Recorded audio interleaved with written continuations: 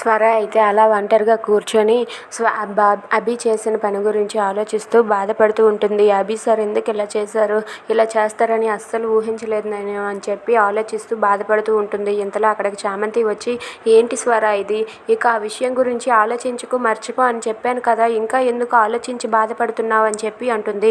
ఎలా ఆలోచించకుండా మర్చిపోగలను చామంతి, అభి సార్ చేసిన పనిని ఎలా మర్చిపోమంటావు, అతను ఇలా చేస్తారని అస్సలు అనుకోలేదు అని చెప్పి అంటుంది. దాంతో చామంతి కూడా, అవును స్వర, అభి సార్ ఇలా నా వెనకే ఉండి నన్ను ఇంత మోసం చేస్తారని నేను అస్సలు అనుకోలేదు. అసలు ఇదంతా జరిగింది నా కారణంగానే, నేను ఆ ఉద్యోగంలో చేరడం వల్లే కదా ఇదంతా జరిగింది.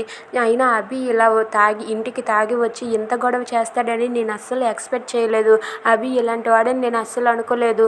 అభి ఎందుకు ఇలా చేశాడో ఏంటో, నీ మీద ప్రేమ ఉందని నేనైతే ఎంతో నమ్మాను, కానీ అభికి ఇంత అసహ్యం ఉందని నేను అస్సలు అనుకోలేదు స్వర, నన్ను క్షమించు, అభి సార్ ఇలా చేసినందుకు సగం కారణం నేనే అని చెప్పి అంటుంది. దాంతో స్వర అయితే, నువ్వేం చేసావు చామంతి, అభి మనసులో ఉన్నది బయటపడింది, అది చాలు అని చెప్పి అంటూ ఉంటుంది.